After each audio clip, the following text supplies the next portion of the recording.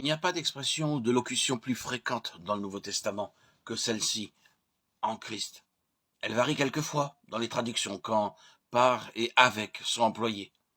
Parfois, elle change dans le texte original sous la forme de en Christ Jésus, en lui. Mais dans les 200 fois qu'elle se présente, le principe est le même. Dans toute l'étendue du dogme chrétien, il n'y a rien qui ait plus de valeur et qui soit cependant moins compris et apprécié. Dans une déclaration complète et parfaite, Éphésiens 1:10, il nous est dit que le but de Dieu est de réunir toutes choses en Christ, et qu'en dehors de lui, rien n'a de place dans l'intention et le dessein éternel de Dieu. Le plan, la méthode, les ressources, les temps, les éternités sont dans la sphère de Christ.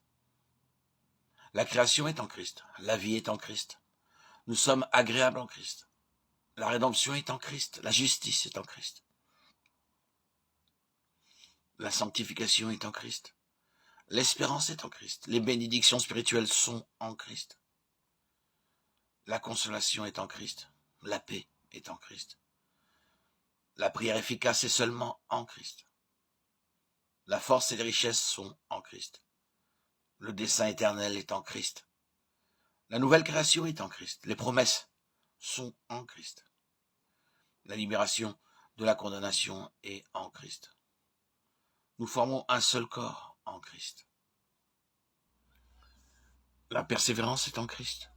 Nous sommes réunis ensemble en Christ. Les liens des croyants dans l'affliction sont en Christ. Rien ne peut nous séparer de l'amour de Dieu en Christ. L'homme parfait est en Christ. Le service corporatif est en Christ. Il y a les églises en Christ. Il y a les morts en Christ. Il y a le seul homme nouveau et homme parfait en Christ. Nous avons tout pleinement en Christ. Le contexte de cette expression s'étend à travers les âges, d'éternité en éternité. Dans l'éternité passée, nous avons été élus ensemble, en Christ. Je vous invite à lire Éphésiens 1:4, 1 Pierre 5:13. À travers le temps, ce fait céleste et éternel est mis en œuvre de manière littérale et expérimentale par la croix. Il est exprimé en des termes différents, renfermant des vérités spirituelles progressives et spécifiques. Mais le principe est toujours le même. Nous sommes devenus une même plante avec lui, par la conformité à sa mort, Romains 6:5. Vivifiés ensemble avec le Christ, Éphésiens 2:5. Ressuscités ensemble en Jésus-Christ, Éphésiens 2:6.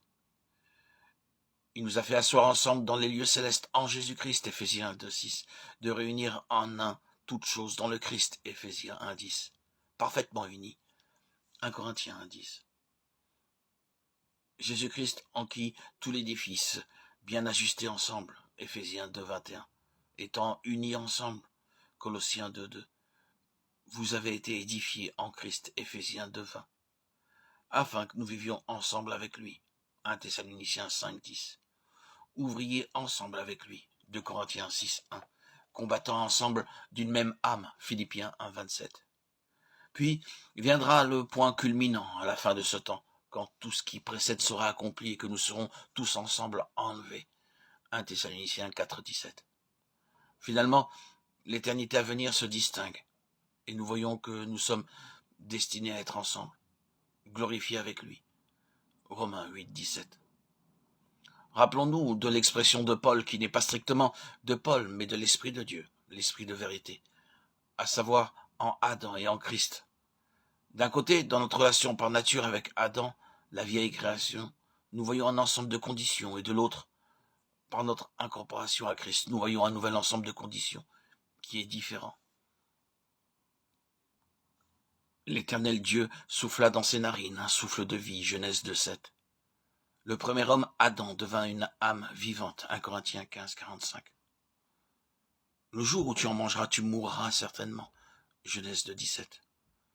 Tous meurent en Adam, 1 Corinthiens 15:22. La loi du péché et de la mort, Romains 8:2. L'homme n'est que chair, Genèse 6:3. La chair ne sert à rien, Jean 6:63. Moi, Romains 7. La faillite du vieil homme qui se corrompt, Éphésiens 4, 22. L'affection de la chair, Romains 8, 6. Ce qui est bon n'habite pas dans ma chair, Romains 7, 18. De la chair, la corruption, Galates 6, 8. Ce qui est né de la chair est chair, Jean 3, 6. La fin de ces choses, c'est la mort, Romains 6, 21. Il souffla sur eux et leur dit, recevez le Saint-Esprit, Jean 20, 22. Le dernier Adam a un esprit vivifiant, 1 Corinthiens 15, 45. Nouveauté de vie, Romains 6, 4. Tous revivront en Christ, 1 Corinthiens 15, 22. La loi de l'esprit de vie, Romains 8, 2. L'esprit, la victoire, Romains 8. L'homme nouveau, créé dans une justice et une sainteté que produit la vérité, Éphésiens 4, 24. L'homme nouveau, Colossiens 3, 10. Le régime nouveau de l'esprit, Romains 7, 6. Par la conformité à sa résurrection, Romains 6, 5.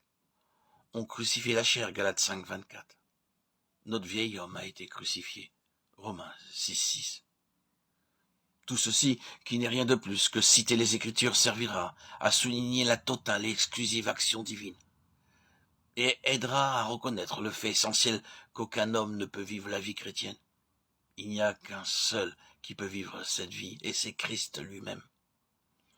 Nous devons expérimenter notre incorporation à Christ, de telle manière qu'il vive sa vie à travers nous, en tant que membre de son corps, afin que, pour moi, vivre, c'est Christ. Et ce n'est plus moi, c'est Christ. Soit une réalité. Philippiens 1, 21 et Galates 2, 20. Comme le fer du forgeron est dans le feu, et le feu est dans le fer. De même, nous devons d'abord réaliser notre position en Christ par la croix, où Christ peut se manifester à travers nous.